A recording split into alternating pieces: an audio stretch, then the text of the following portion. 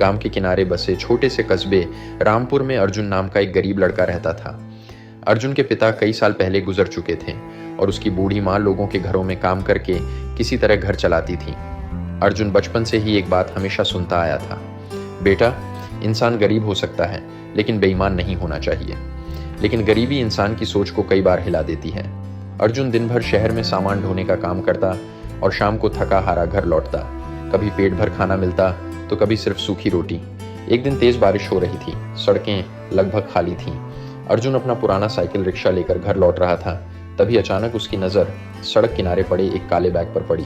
उसने इधर उधर देखा, पूरा रास्ता सुनसान था। अर्जुन धीरे से बैग के पास गया और उसे उठाकर खोला। बैग के अंदर जो था उसे देखकर उसके हाथ कांपने लगे। बैग पूरा पैसों से भरा हुआ था। इतने पैसे उसने अपनी जिंदगी में कभी नहीं देखे थे। उसके दिमाग में कई ख्याल आने लगे। अगर ये पैसे मेरे हो जाएं तो माँ का इलाज हो जाएगा, हमारा टूटा घर बन जाएगा, मुझे मजदूरी नहीं करनी पड़ेगी। बारिश और तेज हो गई। अर्जुन बैग लेकर घर पहुंचा। उसकी माँ ने बैग देखा तो हैरान रह गई। ये सब क्या है अर्जुन? माँ ने पूछा। अर्जुन ने पूरी बात बता दी। कुछ देर के लिए कमरे में सन्नाटा छा गया। फिर माँ बोली, बेटा, ये पैसे हमारे नहीं हैं। अर्जुन परेशान होकर बोला, लेकिन माँ, भगवान ने शायद पहली बार हमारी सुनी है। माँ की आंखों में आंसू आ गए। गलत रास्ते से आया पैसा कभी सुख नहीं देता। अर्जुन पूरी रात सो नहीं पाया। एक तरफ गरीबी थी, दूसरी तरफ ईमानदारी। सुबह होते ही उसने फैसला कर लिया।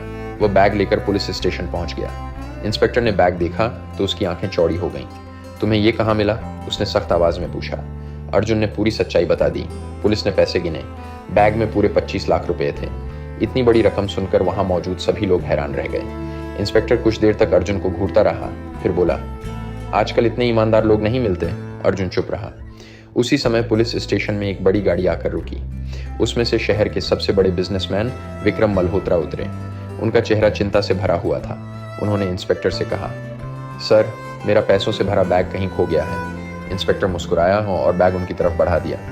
विक्रम मल्होत्रा की आंखों में चमक आ गई। यही है मेरा बैग। उन्होंने तुरंत बैग खोलकर देखा। सारे पैसे सुरक्षित थे। विक्रम ने राहत की सांस ली। फिर उनकी नजर अर्जुन पर पड़ी। क्या इस लड़के ने बैग लौटाया है? उन्होंने पूछा। इंस्पेक्टर ने हाँ में सिर हिलाया। विक्रम कुछ सेकंड तक अर्जुन को देखते रहे, फिर बोले, बेटा, तुम जानते हो इस बैग में कितने पैसे थे? जी नहीं, अर्जुन ने धीरे से कहा। पूरे 25 लाख। पूरा पुलिस स्टेशन फिर से शांत हो गया। विक्रम ने पूछा, तुम चाहो तो ये पैसे लेकर भाग सकते थे, फिर लौटाए क्यों? अर्जुन ने अपनी माँ की बात याद करते हुए कहा, सर, गरीब हूं लेकिन बेईमान नहीं। ये सुनते ही वहां खड़े कई पुलिस वालों की आंखें झुक गईं। विक्रम मल्होत्रा अचानक मुस्कुराए, लेकिन उनकी मुस्कान में कुछ रहस्य छुपा था। उन्होंने अर्जुन से कहा, अगर मैं कहूं कि ये बैग जानबूझकर यहाँ छोड़ा गया था तो?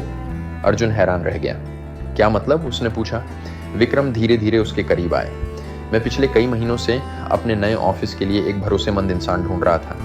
अर्जुन और भी ज्यादा चौंक गया।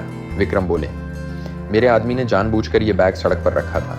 मैं देखना चाहता था कि इस शहर में अब भी कोई ईमानदार इंसान बचा है या नहीं।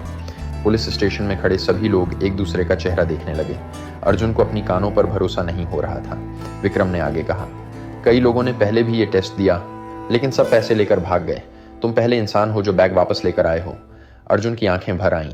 विक्रम मुस्कुराए और बोले, आज से तुम मेरी कंपनी में काम करोगे, मैनेजर की पोस्ट पर।